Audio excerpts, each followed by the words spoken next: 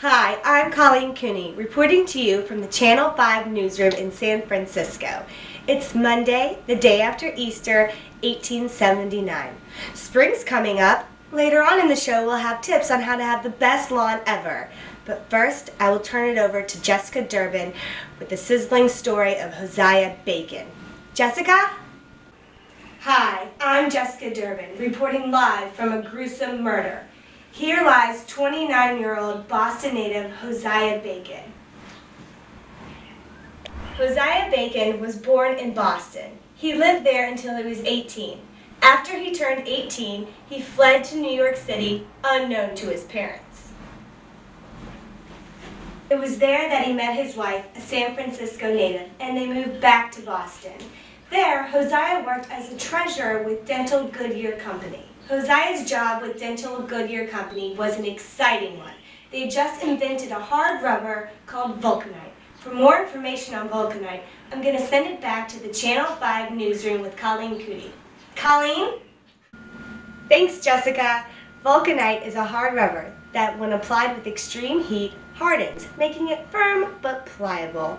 Before vulcanite, dentists would use awkward materials such as ivory, gold, and hippopotamus bones. They would also use awkward spring retentions for upper and lower dentures. Charles Goodyear started to experiment with a lot of material in 1834. One material in particular was a special kind of rubber. The American Indians called this rubber kuchuk, and it was used to rub out lead pencil marks on paper, which coined the term rubber. After several years of experimenting, Charles Goodyear invented vulcanite in 1851. He named it vulcanite over the Roman god who presides over fire and hard-working metal.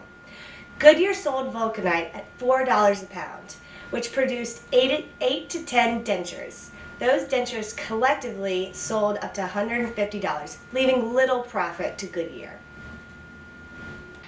Soon, Goodyear started charging a licensing fee based upon his patent and demanded royalty with every denture made with vulcanite. Dentists scoffed, and Goodyear's demands were ignored, but not for long. A Boston native named Josiah Bacon decided to step in and take matters into his own hands. Josiah Bacon was nowhere near a dentist nor an inventor, but rather a savvy businessman who knew how to demand money.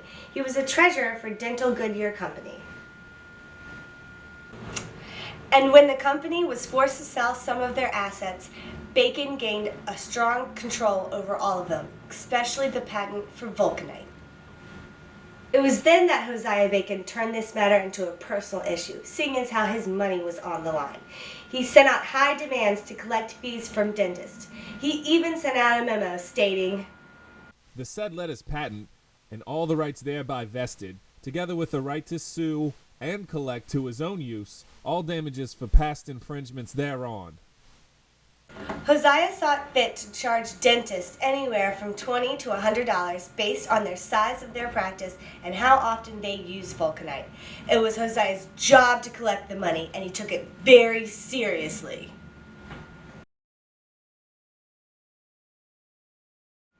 Mr. Bacon was so serious that he would send in spies in different states to scope out dentists who he believed was using vulcanite and not paying the fees.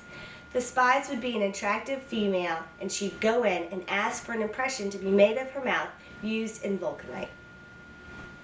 The spies would report back to Bacon whether or not the dentist had paid their fees.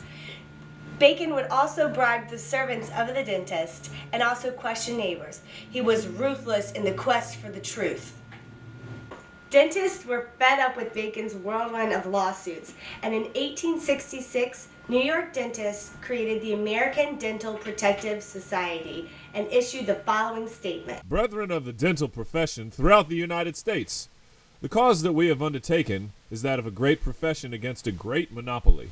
We appeal to you to yield your vigorous and untiring support to our efforts, and, in return, this society pledges itself to you to leave nothing undone toward the overthrow of these illegal claims, and to secure to the dental profession for all time the free use of all vulcanized compounds." Organizations and Hosea Bacon battled back and forth with the Supreme Court, and on January 8, 1877, the Supreme Court ruled that Hosea Bacon's claims were valid and he had legal right to collect his fees. However, the dentist withdrew and ignored Bacon's letters to collect. Now back to Jessica Durbin at the scene of the crime.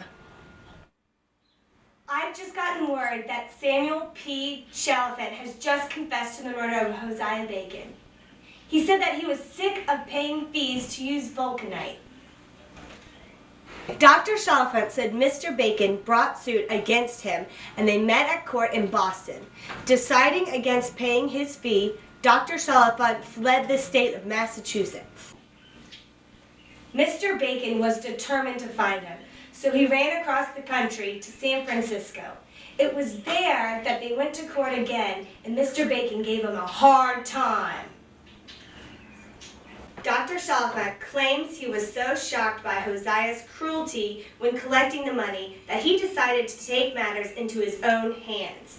On Easter Sunday, 1879, Dr. Chalfant went to Mr. Bacon's hotel room. He said he brought a pistol to the room to scare Hosea. He had not intended to use it, however, one thing led to another, and Dr. Chalfant shot and killed Hosea Bacon. Dr. Samuel P. Chalfant has been arrested and is awaiting trial for Hosea Bacon's murder. Unfortunately, Hosea Bacon was murdered for doing his job. He was a stickler for the rules, and that is what got him killed. Word is coming in that the Dental Goodyear Company will not renew their patent in June. This means that dentists will no longer be charged to use vulcanite.